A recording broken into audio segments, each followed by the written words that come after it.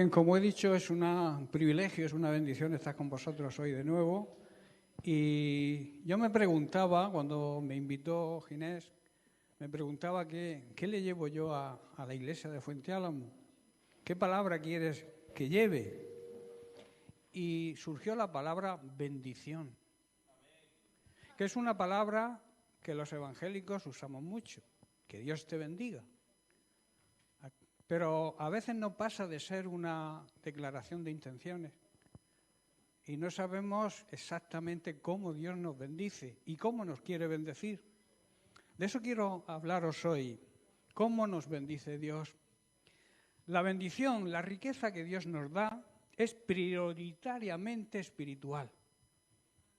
Es bendición en nuestro espíritu, en nuestro ser, en lo más profundo de nuestro ser. Se recibe ahí la bendición. Lo demás pueden ser, digamos, prosperidad, pueden ser riquezas materiales.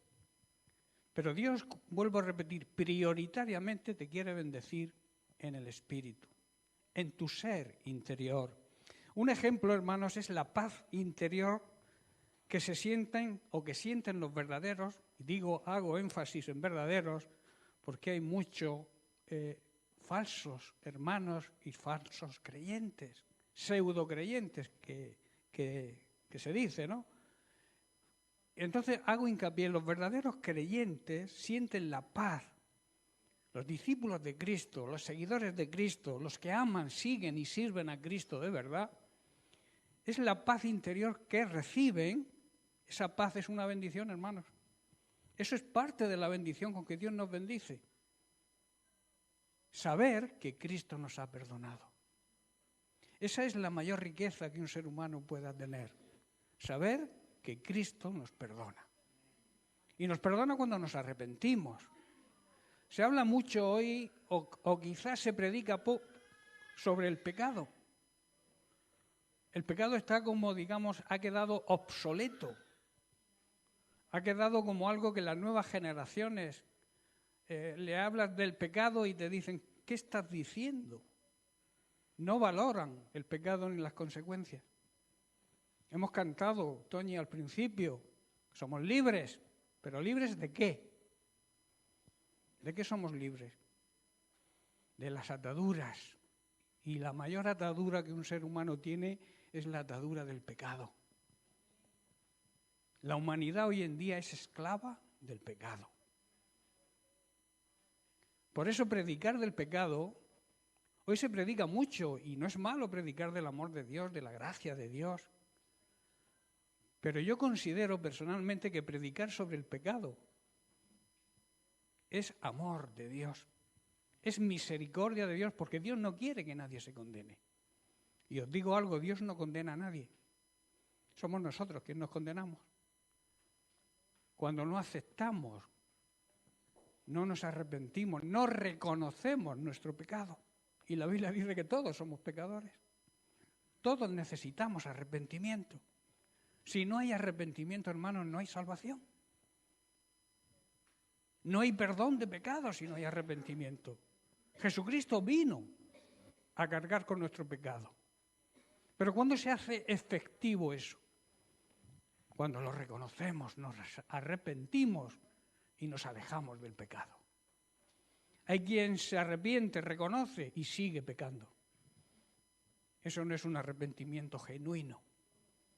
La Biblia dice que debes arrepentirte y dejar el pecado para que la misericordia de Dios se haga efectiva en tu vida. ¿Estás comprendiendo, hermano?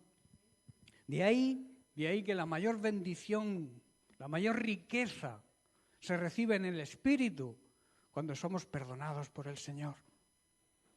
Y esa es la verdadera preocupación que debe tener todo creyente. Porque la Biblia dice que tú te ocupas del reino de Dios, tú te preocupas de que el reino de Dios avance y Dios promete que tu necesidad la va a cubrir.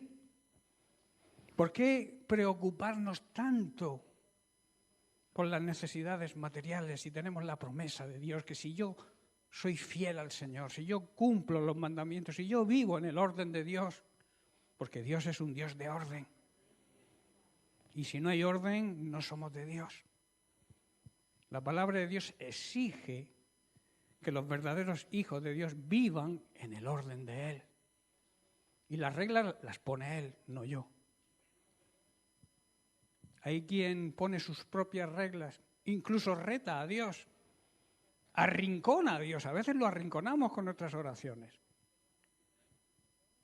Pero tú eres acreedor a las promesas de Dios. Somos acreedores al perdón de Dios. Vuelvo a repetir, si hay un arrepentimiento sincero, nos hacemos acreedores a ese perdón. Porque la sangre de Cristo nos limpia. Y nos limpia de todo pecado. La sangre de Cristo te hace libre. Jesucristo dice, conoceréis la verdad. O sea, me conoceréis a mí, que soy la verdad. Y yo os haré libres.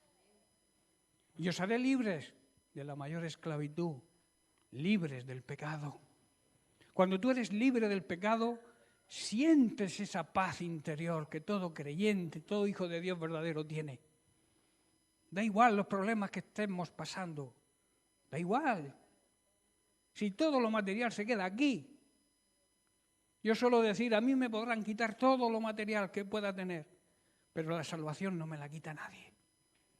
Y esa es la mayor riqueza y la mayor bendición que un ser humano pueda tener, ser bendecido por Dios.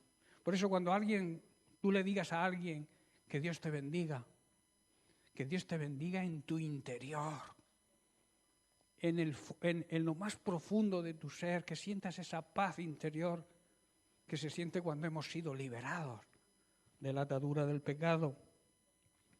El apóstol Pablo en el capítulo 1 de Efesios, verso 3, se refiere precisamente a esto, cuando dice, bendito sea el Dios y Padre de nuestro Señor Jesucristo, que nos bendijo ya.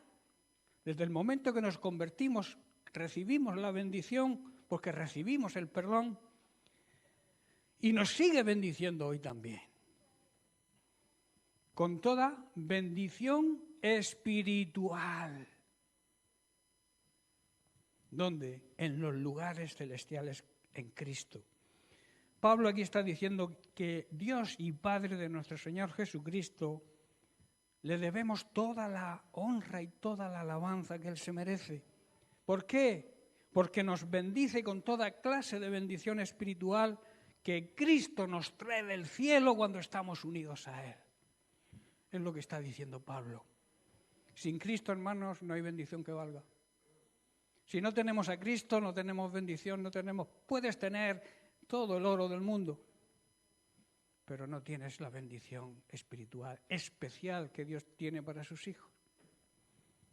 Hay una gran equivocación y también en muchos cristianos, quizás sean influenciados por los predicadores de la falsa prosperidad, la cual la basan en recibir bendiciones materiales y físicas, y que conducen, al no ser así, conducen a las personas a la decepción, a la frustración. Y muchos llamados cristianos que han dado el paso de fe, cuando se les desvía de la verdadera prosperidad, quedan como desamparados. Esto no es lo que me han contado. Y claro, abandonan la fe. Dios quiere, hermanos, como he dicho, bendecirnos prioritariamente en nuestro espíritu. La bendición de Dios, repito, es una bendición espiritual. Y cuando vivimos unidos a Cristo, vivimos en obediencia a su palabra, nos hacemos acreedores a esa bendición. Y entonces también, además, Dios te cubre tu necesidad. ¿Por qué te preocupas tanto? ¿Qué comerás? ¿Qué beberás? ¿Con qué te vestirás? Si Dios te promete que te ocupes de su reino, que te preocupes de que su reino avance y que te despreocupes de tu necesidad, que Él la va a cumplir. ¿Creemos en las promesas de Dios, hermanos? Las promesas de Dios son sí y son ahora. Hay quien cree que las promesas de Dios se van a cumplir cuando nos muramos, cuando partamos de esta vida. Las promesas de Dios, la vida eterna se empieza a vivir aquí. El diablo tiene un plan, también se ha leído esta mañana, tiene un plan que es robar, matar y destruir. Robar tu vida espiritual, matar tu fe, destruir tu familia. Ese es el plan de Satanás. Pero Jesús dice, aquí estoy yo. Yo tengo otro plan para tu vida. Quiero darte vida y vida abundante. Eso está hablando de la vida eterna. No está hablando de cosas tangibles, de cosas que se tocan. Está hablando de bendición espiritual. Muchas veces conocemos y recibimos esa bendición espiritual, ¿sabéis cuándo? En medio de la prueba. En medio de los problemas, Dios nos bendice, hermanos. Nos da la paz, la gracia, que significa el poder que nos capacita para afrontar cualquier situación difícil. Dios es un Dios de lo imposible, pero te exige a ti que hagas lo posible. Si tú quieres seguir viendo milagros en tu vida, tu parte tienes que hacerla tú. Dios no va a hacer lo que tú tienes que hacer. Tenlo claro. Hay personas que el Señor hará, pero no es así. El Evangelio no dice eso. Esfuérzate y sé valiente. Sin esfuerzo y sin valentía no hay milagros. Pedro estaba en la cárcel, la iglesia orando por él, ¿verdad? Y Dios empieza a hacer milagros. Llega un ángel, una luz resplandece dentro de la celda de Pedro, le da un puñetazo, una colleja. Pedro, despierta, ponte las sandalias, vístete y sígueme. ¿Qué estaba diciéndole el ángel?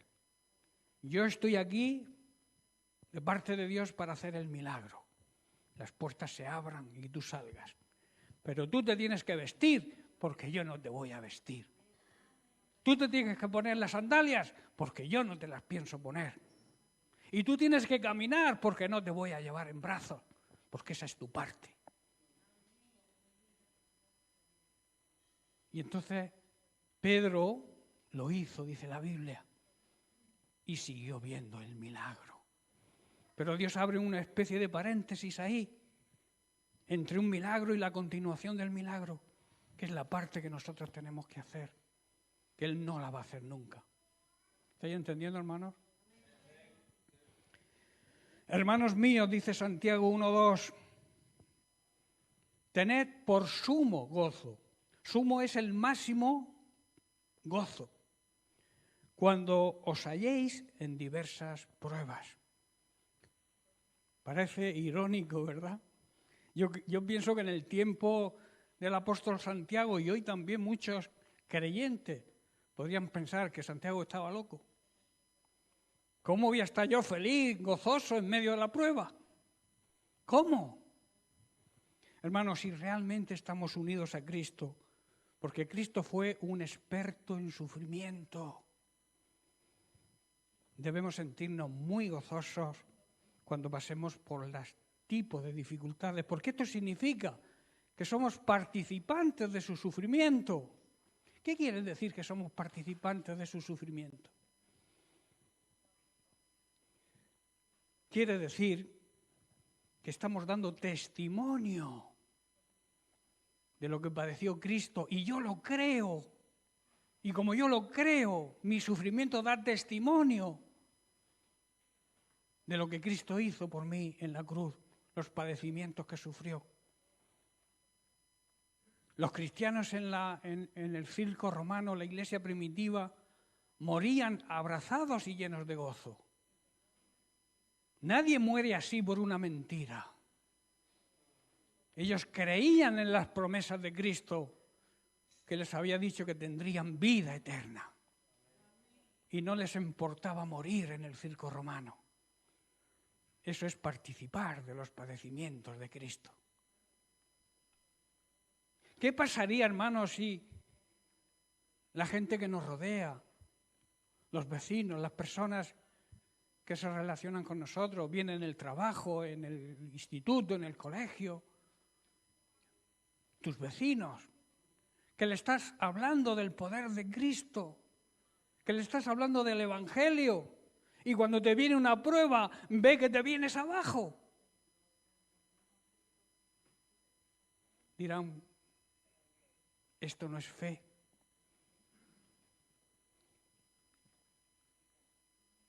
No entendemos a veces que mediante la prueba y el sufrimiento Dios nos moldea. Y Dios nos hace parecernos cada vez más a Cristo.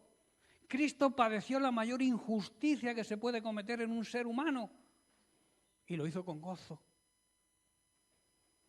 ¿Cuál era el gozo de Cristo? Verte a ti hoy aquí, salvo. Él no miraba el sufrimiento que estaba padeciendo en su carne, también en su espíritu, porque tuvo que separarse de Dios el Padre, porque Dios no convive con el pecado. Y cuando Jesús cargó con el pecado de la humanidad, el Padre tuvo que mirar hacia otro lado, o sea que sufrió también el dolor del abandono del Padre, pero lo hizo con gozo, porque te veía a ti y a mí salvos.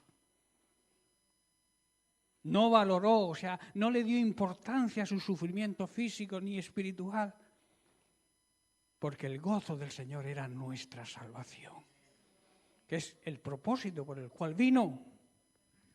Hermanos, nadie, como he dicho, muere por una mentira.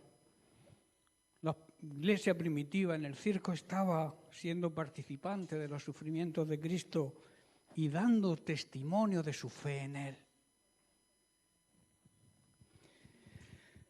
Hermanos, cuando nuestra fe y nuestra confianza en Dios sea puesta a prueba, la palabra de Dios lo dice, que la fe tiene que ser probada. Como el oro se purifica con el fuego, la fe se purifica en el crisol de la prueba. Y así demostramos, hermanos, que creemos de verdad. Y que pase lo que pase, yo sigo fiel a mi Dios. Hay personas que dicen amar a Dios, dicen creer en Dios, y cuando les duele una uña del pie, ya se están quejando. ¿Por qué el Señor permite? ¿Por qué el Señor, si yo soy tan bueno, si yo voy todos los domingos al culto, doy mis diezmos, doy mis ofrendas, ¿por qué me duele la uña? Hermanos, eso es una realidad. El apóstol Santiago nos repite, alegraos profundamente, o sea, en vuestro espíritu, cuando os sintáis cercados por toda clase de dificultades. Esto es señal que vuestra fe, al pasar por la prueba, está dando frutos de perseverancia, de paciencia. Paciencia significa constancia, esperar, saber esperar aunque algo se desea mucho. La paciencia no es, digamos, vale, pues lo acepto. No. Paciencia es perseverancia, constancia, esperar, no tirar la toalla. Como suelo decir yo, un paso atrás, ni para tomar impulso. Aunque estemos sumergidos en la mayor prueba que podamos tener, nunca superaremos las pruebas que sufrió Jesucristo. Nunca. Y nosotros debemos imitar a Jesucristo. Imitar significa seguirle. Jesucristo dice, yo soy el camino, ¿verdad? ¿Pero qué camino siguió Cristo? El camino de la cruz. Hoy se predica un evangelio en muchos sitios sin cruz. Y un evangelio sin cruz no es el verdadero evangelio. Y no me refiero a la cruz como instrumento de muerte. No me estoy refiriendo a lo que pasó en la cruz. Lo que pasó en la cruz fue muy grave, pero fue la victoria de Cristo sobre Satanás. Y esa victoria es nuestra, hermanos. Por eso Pablo dice que no debemos ignorar las maquinaciones del diablo. El diablo, como Jesús dijo, es el padre de la mentira. Es donde se engendra la mentira. Y todo lo que viene de él es mentira. Recházalo. Aférrate. Escucha la voz de Dios. Que la voz de Dios sí es verdad. Dios quiere lo mejor para nosotros, sus hijos. Pero a veces tiene que disciplinarnos, porque nos desviamos. Hay muchas doctrinas falsas, hermanos. Hoy en día abundan como las setas en el campo, que predican de Cristo. Sí, me vienen hermanos, es que en tal sitio predican de Cristo. Una cosa es predicar de Cristo y otra cosa es seguir a Cristo como hay que seguirlo. No todo aquel que me dice Señor, Señor, entrará en el reino de los cielos, sino aquel que haga mi voluntad, aquel que me obedezca, aquel que ande en el temor de Dios. Y el temor de Dios no significa tenerle miedo o pánico a Dios, significa honrarlo, respetarlo y obedecerlo. Y las consecuencias de eso es la vida eterna, que como he dicho antes empezamos a vivirla aquí ya. Tenemos un anticipo de la vida eterna, los creyentes verdaderos tenemos un anticipo de la vida eterna aquí. Y luego la plenitud de la vida eterna en su presencia por la eternidad. Por tanto, hermanos, cuando tengamos que enfrentar problemas, debemos considerarlo como un tiempo para alegrarnos y estar gozosos. Porque sabemos que siempre que se pone a prueba la fe, la constancia, la firmeza y la perseverancia, tienen una oportunidad para desarrollarse. Si no hay prueba, ¿para qué necesitamos fe? Si hacemos así, le pedimos a Dios y Dios ¡bum!, nos da las cosas automáticamente, ¿para qué hace falta la fe? La fe es estar convencido de que las promesas de Dios, si yo hago mi parte, se van a cumplir en mi vida. No significa a veces esa yo creo, y por repetir la palabra creer ya se cree que cree. Valga el juego de palabras. La fe nace en el corazón. Si crees de verdad, verás la gloria de Dios. Eso le dijo Jesús a Marta, ¿verdad? Si crees, verás la gloria de Dios. Si crees, hermano, hermana, hoy tú podrás ver la gloria de Dios en tu vida. Pero para eso Dios nos requiere santidad. Y no me estoy refiriendo a santos de estos que se cuelgan en las paredes, estoy hablando de una vida de santidad, apartados y dedicados al uso sagrado que Dios nos ha encargado, que es la gran comisión. Somos vasos sagrados y tenemos que apartarnos de toda contaminación mundana. Eso significa vivir en santidad. Porque te advierto algo bíblico: sin santidad nadie verá al Señor. No lo verá actuando en su vida. Aquí no verá los milagros de Dios en su vida, ni lo verá luego en la eternidad. Es necesaria una vida de santidad. Por eso cuando he dicho al principio que el pecado es algo que tiene atado, esclavo a la humanidad y a muchos creyentes también, mientras que no seamos libres de esa atadura, que Cristo vino a deshacer esa atadura, no veremos la gloria de Dios. Luego cuando muchos, cuando despierten en ese lugar que nadie quiere nombrar, pero que yo voy a nombrar. Cuando despierten en el infierno, dirán, ¿qué hago yo aquí? Si yo era cristiano y me apellidaba evangélico. Si yo asistía a las reuniones, diezmaba, ofrendaba. ¿Qué hago aquí? Este no es mi lugar. Será terrible, ¿verdad? Yo te animo a que no pasemos por ese trance, que empecemos a reaccionar y a vivir en la santidad que Dios nos exige, si queremos verlo ahora y después en la eternidad. Hermanos, quizá surjan preguntas. ¿Cómo podemos alegrarnos en medio de los problemas? ¿Cómo podemos llamar a eso bendición espiritual? Hermanos, bendición significa que la persona, el pueblo, la iglesia que vive en la presencia de Dios, amando, respetando y obedeciendo su palabra, goza de esa bendición espiritual y también de la provisión necesaria y diaria. Porque Dios no miente, Dios promete y cumple.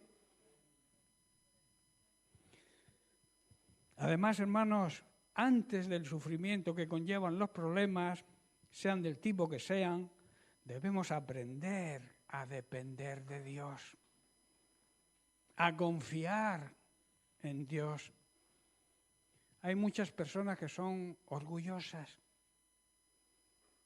Yo no necesito a Dios para nada. Eso es falta de humildad. Y Jesús dijo, aprended de mí, que soy manso y humilde.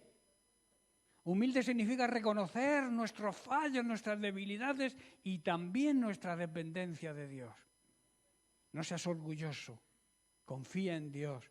Aunque tengas lo que tengas un chalet en la playa, tengas un auto último modelo, lo tengas materialmente todo, no confíes en las riquezas.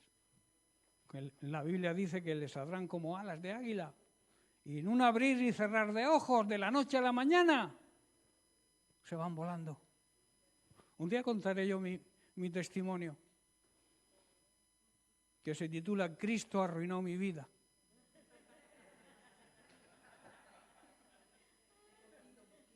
¿Qué es verdad? Cristo arruinó mi vida, pero me dio una vida nueva.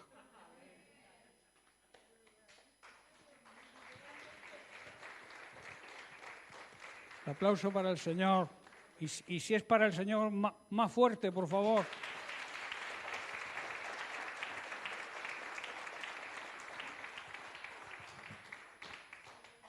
El sabio Salomón declara en Proverbios 3:5, dice, fíate del Señor de todo tu corazón y no te apoyes en tu propia prudencia. Hermanos, debemos confiar en el Señor y hacerlo con todo nuestro corazón y no depender de nuestra sabiduría humana. Busquemos la sabiduría divina, que es la perfecta sabiduría. El término bendición también significa que toda la vida de un creyente verdadero, que toda la vida del pueblo de Dios y de su iglesia es una herencia de bendición y un esfuerzo también continuo para bendecir a los demás. Hermanos, hemos sido bendecidos para ser bendición. Si tú recibes la bendición de Dios y te la guardas para ti, estás haciendo lo que hace el mar muerto, que recibe las aguas del Jordán, pero al no darle salida, la sal hace que el agua se pudra y en el mar muerto no hay vida, porque no da salida a las aguas de bendición que recibe del Jordán. En cambio, el Jordán, que se desborda, todas sus laderas están llenas de productos de gran precio y de gran bendición, porque el agua la derraman. No te quedes con la bendición para ti. Que esa bendición fluya hacia los demás. A veces se nos olvida. Queremos ser bendecidos, pero nos cuesta bendecir a los demás. ¿Verdad? ¿O miento? En Romanos, capítulo 12, versículo 14, antes, Jesús nos dice, y va un poco más adelante, en Mateo capítulo 5, verso 44, no solamente hay que bendecir a los que nos aman, o les amamos nosotros, a nuestra familia, a nuestros seres queridos, aquellos que se portan bien con nosotros. Jesús dice, pero yo os digo, amad a vuestros enemigos. Bendecid a los que os maldicen. Haced bien a los que os aborrecen. Y orad por los que os ultrajan y os persiguen. Y observad que todos los verbos están en imperativo, que son órdenes de Dios, son palabras del propio Jesús. Jesús nos dice algo que para la mente humana, claro, la mente humana no renovada por la palabra de Dios, puede parecer también una locura. ¿Cómo voy a amar yo a mi enemigo? ¿Cómo voy a amar yo a aquellos que me maldicen? ¿Cómo voy a bendecirlos? Hermanos, no hay otra manera de vencer el mal si no es con el bien. Mal por mal se multiplica el mal. Para contrarrestar el mal tienes que hacer el bien, para que ascuas de fuego amontones sobre la cabeza de aquel que te ofende. O sea, en otras palabras, para que hagas que se sonroje, que se le caiga la cara de vergüenza de ver que te está haciendo mal y tú le estás haciendo un bien. Pero esa es la vida cristiana, eso es lo que nos enseña Jesucristo. ¿Y para qué nos lo enseña? Para que lo pongamos en práctica, no para que sea un conocimiento mental y se quede solamente en la mente. La palabra de Dios hay que ponerla por obra. No ser solamente oidores, sino hacedores. Pablo también dice lo mismo en Romanos 12, 14. Bendecid a los que os persiguen. Bendecid y no maldigáis. Hermanos, debemos bendecir a todos. Nos persigan, no nos persigan, nos quieran, no nos quieran. Nunca debemos hablar mal de ellos. Hay una tendencia a hablar mal de los políticos, porque quizá no lo estén haciendo bien. Hay políticos que hay que reconocer que no lo hacen bien. Pero la Biblia me enseña que yo debo orar por ellos, no maldecirlos. Si queremos vivir en un país tranquilo y en paz, tenemos que orar por las autoridades, no maldecirlas. Y en los corrillos, y yo me incluyo y pido perdón, yo también he caído en eso. Llega un corrillo por ahí y empiezan a hablar de este político, de aquel, y yo, pues sí, pues tienes razón. Y luego digo, Señor, ¿qué estoy haciendo? Perdóname. Si tu palabra dice que debo bendecirlos y no maldecirlos. Porque bendecir es decir bien y maldecir es hablar mal. Que a veces pensamos que la maldición viene como la maldición aquella que echó aquel, la maldición del gitano o algo así, he oído decir. No, maldecir es hablar mal de la gente. Y Pedro también se une a este criterio cuando dice en 1 Pedro 3:9, no devolviendo mal por mal, ni maldición por maldición, sino al contrario, bendiciendo, sabiendo que fuisteis llamados para que heredaseis bendición. Hermanos, no debemos pagar nunca mal por mal. No debemos responder con insultos a aquellos que nos insulten, porque estamos cayendo en el mismo pecado. Debemos contestar con bendición. A esto nos ha llamado Dios, hermanos. Y Él nos bendecirá a nosotros por hacerlo. Por tanto, la verdadera riqueza, hermanos, la verdadera bendición, no sé qué tiempo llevo ni el tiempo que puedo estar. Esto, si yo... Verdadera riqueza, verdadera bendición. Hermanos, se puede ser pobre en bienes materiales y en cambio ser ricos en bendición y en recompensa de Dios. Cuando leemos el mensaje de Jesucristo a las iglesias en Asia, podemos observar que la exhortación para cada una de ellas es al que venciere. ¿Qué significa al que venciere? Significa aquel que se mantiene fiel hasta el final. Y luego les hace las promesas de la recompensa que tendrán los que se mantengan fieles hasta el final. Por ejemplo, a Éfeso le dice, te daré de comer del árbol de la vida. A la iglesia en Esmirna le dice, no sufrirás daño de la segunda muerte y te daré la corona de la vida. A Pérgamo le dice, te daré una piedrecita blanca.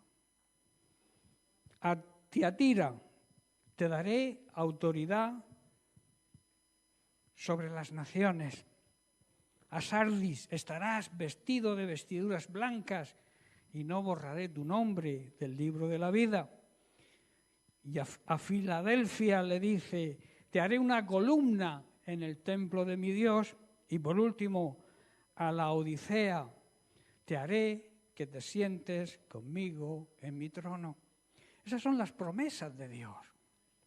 Pero si nos damos cuenta, ninguna de estas promesas, ninguna de estas recompensas se puede tocar, ¿verdad? No son valores materiales.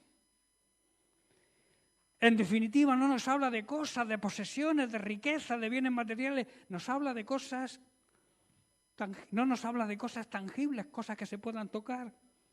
Nos habla de cosas que no se pueden percibir con nuestro sentido físico. Pongamos un ejemplo. A la iglesia de Pérgamo hemos visto que le dice, al que venciere le daré una piedrecita blanca y en la piedrecita un nombre nuevo escrito. Esto habla de la nueva identidad del creyente. La pregunta sería, ¿por qué no le prometió un brillante de gran precio? ¿O alguna piedra preciosa, oro o plata? Le promete una piedrecita.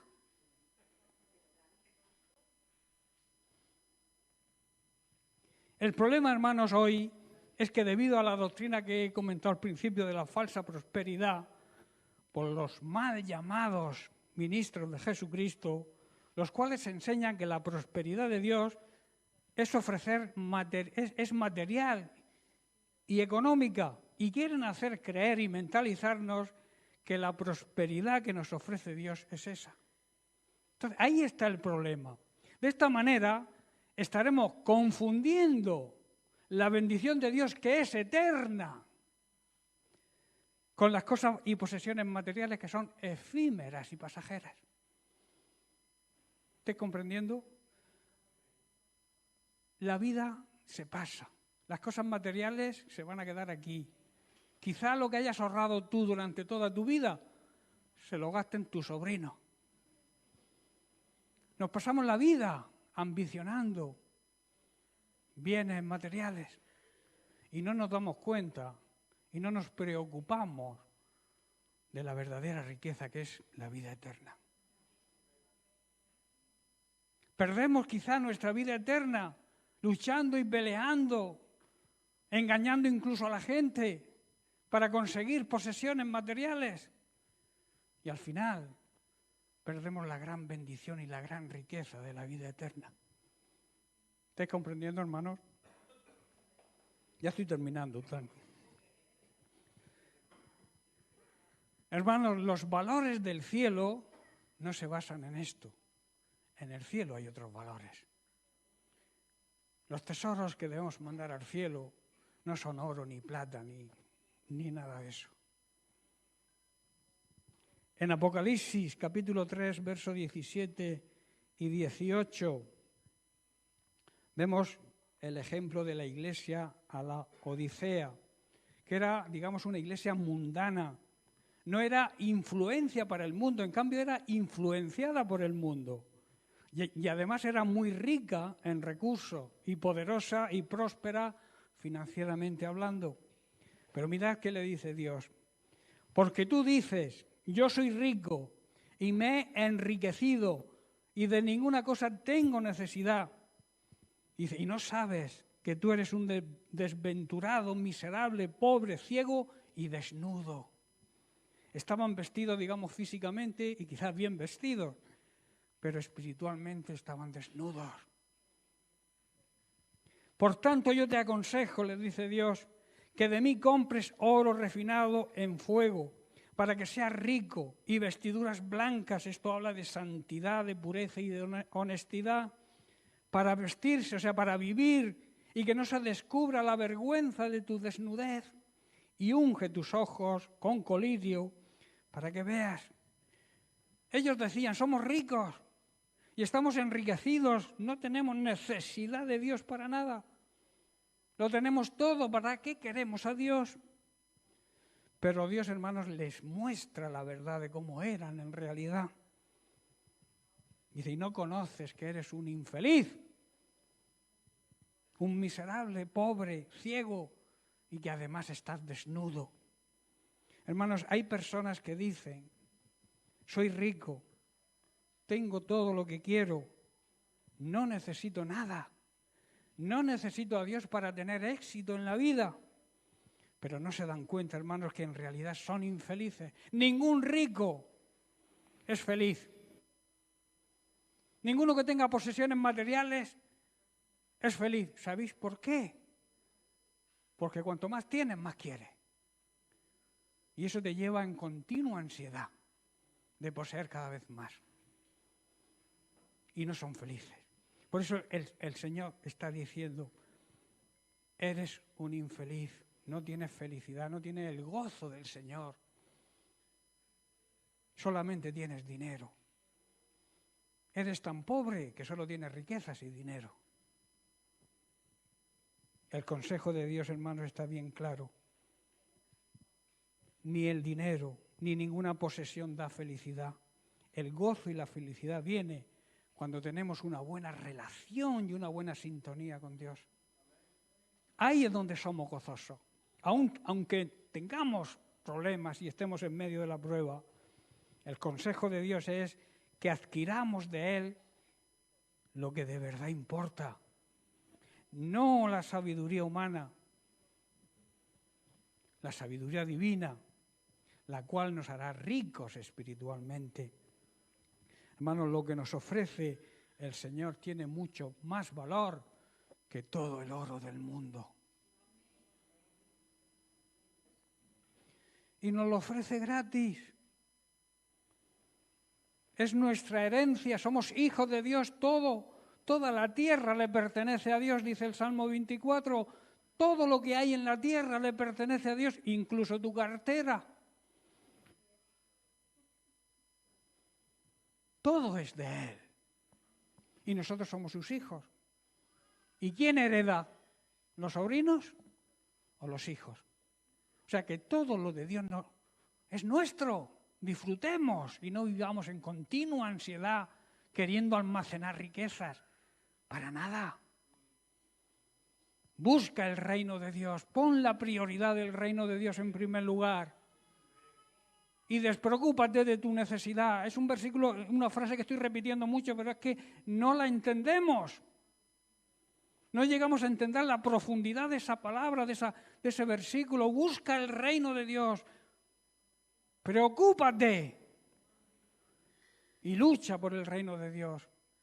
Y verás cómo tu necesidad es cubierta. ¿Para qué quieres más de tu necesidad? Eso sí, si tienes un corazón dadivoso y bondadoso, aparte de tu necesidad, Dios te va a dar más, pero para compartir con los demás. Si es para ti, olvídate. No seas el mar muerto, sé el río Jordán, que desborde bendición para los demás. También nos dice Dios, debes vestirte con las vestiduras blancas, que significa debes vivir en pureza y santidad, para que podamos cubrirnos y no pasar por la vergüenza de que nos vean desnudos de este tipo de valores. Que la gente nos vea desnudos de honradez y de santidad y de pureza. El sistema mundano hoy en día vive de esta manera y nosotros no podemos dejarnos influenciar por él. Debemos ser influencia para ello. También dice Dios que debemos limpiar nuestra manera de ver las cosas. usando el colirio que simboliza la palabra de Dios, y así podremos ver la verdad, podremos ver a Cristo y nadie nos podrá engañar.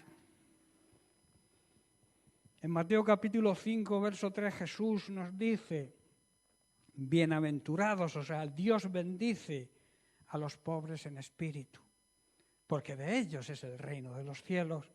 Hermanos, Dios bendice a aquellos que saben que necesitan cada día más del Señor.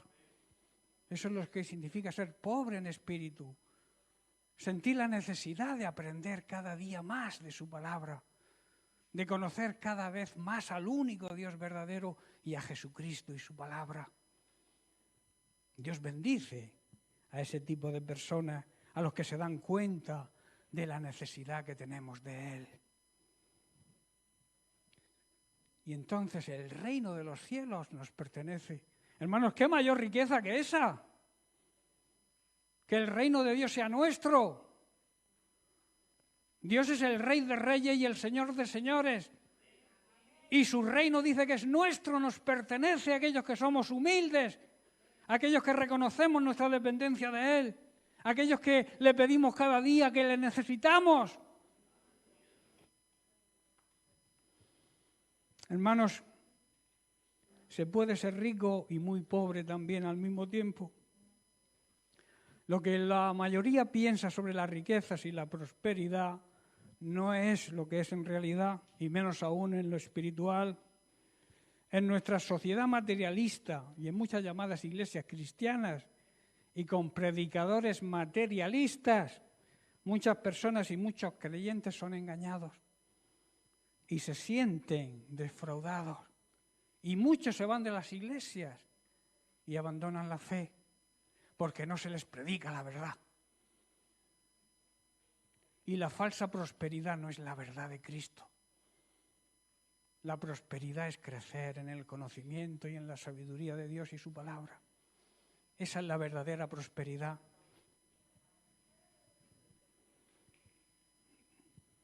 Lo que quizá nos parece valioso a nosotros, no lo es para Dios. La verdadera prosperidad es crecer, como he dicho, en el conocimiento del único Dios verdadero y en el conocimiento de Jesucristo y su palabra. Esto es prosperar en vida eterna. Termino con Juan 17:3, donde el propio Jesús, define lo que es la vida eterna y que es la verdadera riqueza y la verdadera bendición. Dice así: y esta es la vida eterna, que te conozcan a ti, el único Dios verdadero, y a Jesucristo, o sea, a mí, a quien tú has enviado.